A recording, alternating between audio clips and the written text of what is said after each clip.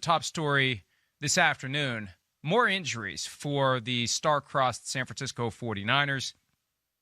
Look, last year it was not easy for them to get near the top of the mountain. They had to fight and scratch and claw all the way to week 17. Yes, they had a special season. There were no gimmies along the way. There were a few blowouts. They had to deal with the Seahawks. They had to deal with the Rams. They had to deal with the Cardinals. They had to deal with teams like the Vikings and Packers in the playoffs and ultimately couldn't overcome the Chiefs. This year they can't overcome the injuries. George Kittle, star tight end, out 8 weeks with a broken bone in his foot. That happened yesterday in the loss to the Seattle Seahawks. And Jimmy Garoppolo, high ankle sprain, again, out at least a month this time. The 49ers, and this is stunning, and maybe this will help the 49ers in deciding what to do at the quarterback position after this year. They're 24-9 in games that Jimmy Garoppolo starts, and 5-21 when someone else starts since the 2017 season. That's stunning to me. It's very stunning, Mike, and it feels like I was looking up Nick Mullins' record a while ago. It feels like he's better than what he is. He's 4-6.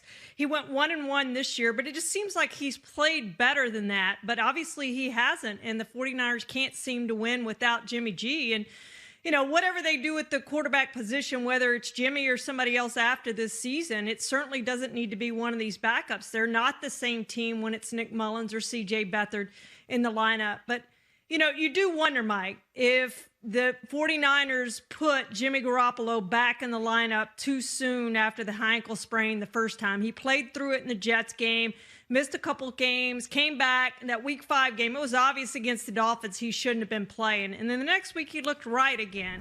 So they probably put him out there too quick. Did that lead to this? It does make you wonder whether they should have kept him out longer, let that thing fully heal.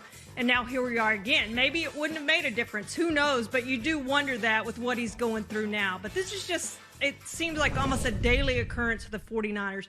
One injury after another injury. And I don't know how you get through all these injuries and make the playoffs. And they've talked about getting back as NFC champions. They've talked about that since the point in the Super Bowl last year. And now here we are. They're going to have a tough time doing that with all these injuries. I think the analysis when it comes to Garoppolo and his injury was fairly simple. They balanced an impaired Garoppolo against a healthy Nick Mullins or a healthy C.J. Beathard, and they decided to roll the dice with an injured Jimmy Garoppolo. It didn't work against the Miami Dolphins. It did work after that in the wins over the Rams and the New England Patriots. And back to Nick Mullins. Look, he was adequate against the Jets when he came in when Garoppolo was injured the first time. He beat the Giants the next week. And then there was that game against the Eagles where, you know, he throws the ball to the other team as if he's playing for the Eagles that night.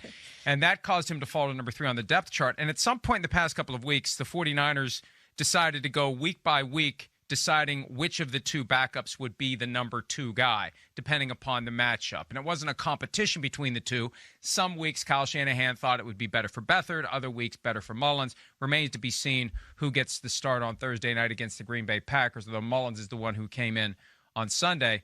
But Garoppolo now, you have to wonder, number one, will they have him beyond this season? Number 2, will he even play again this season? Because if this goes downhill for them, and remember, they're still only 3 games into the 7-game death march. If this goes downhill for them, maybe they just decide not to put him back on the field. Maybe they decide to just let that ankle heal completely and entirely, so when the time comes to try to trade him in the offseason, Charean, he's not still recovering from any type of injury. He's 100% when March rolls around. He's got 2 years left on his contract, salaries of $24.1 million next year, $24.2 million the year after that. I won't be surprised if they try to trade him. They may not be able to find any takers. Maybe they have to pay some of the salary to get him off the books. But regardless, the way it's going now, I don't think he'll be back next year. They'll look at their options. And there's the schedule for the next 4 weeks while Garoppolo is out. Packers at Saints, at Rams, Bills. It doesn't soften up until after that with Washington and the Cowboys. And then they finish strong from an opponent standpoint against the Cardinals and the Seahawks. So it feels like the beginning of the end, frankly, for Jimmy Garoppolo in San Francisco. the good thing for them, Mike, and why they may bring him back is ultimately they're going to get most of these players back. I realize Nick Bosa's not coming back, who you really need as a pass rusher, but they're going to get a lot of these guys back. You figure Kittle's will be healthy enough by the end of the year to come back. Deebo Samuel's going to miss another game, but he'll be back. If you get all those guys back, this is not a team I would want to play in the playoffs. So if they can get healthy and actually make the playoffs, even if they get that last extra playoff spot as a wild card team, it's not a team I want to face because they have all this playoff experience. They were really good last year, and you hope that they hope at that point that they're really healthy and can win a playoff game. So that's the only thing I think, the extra wild card team and the fact that they could get healthy by the end of the year could bring all these guys back, and maybe they think by playoff time we're really rolling and we're starting to play well again. But other than that, I mean, the next few games are going to determine. To me, they have to beat the Rams. That is a must-win game for them on that schedule. When you start looking at possible W's and L's, I think they have to win that game. They start losing a bunch of these games, then yeah, it's not worth bringing any of these guys back for this season. I mean, let's be realistic about where they've struggled this year. They beat the Rams the first time, but they lost to the Seahawks. They lost to the Cardinals. They play both of them again. I just think it's going to be very difficult for them to position themselves for a playoff spot when you consider they're in last place at 4-4. And I think that Seahawks, Cardinals, Rams will have a good chance to get there, but either the Saints or the Buccaneers will be getting one of those wild card spots. I don't see the 49ers catching New Orleans or San Francisco. They've got a game coming up against New Orleans that will be critical. See, what the 49ers need to hope for is that there's separation in the NFC South and the second-place team starts to fade so they can maybe be picked off by the 49ers. Unless they're going to leapfrog the Rams or the Cardinals, their best shot is to hope that the second-place team in the NFC South fades away. Because, look, the Bears are starting to free fall. There isn't going to be a second-place team from the NFC East that is in contention. It's too late for the Vikings at 2-5, I think, to get into the playoff hunt.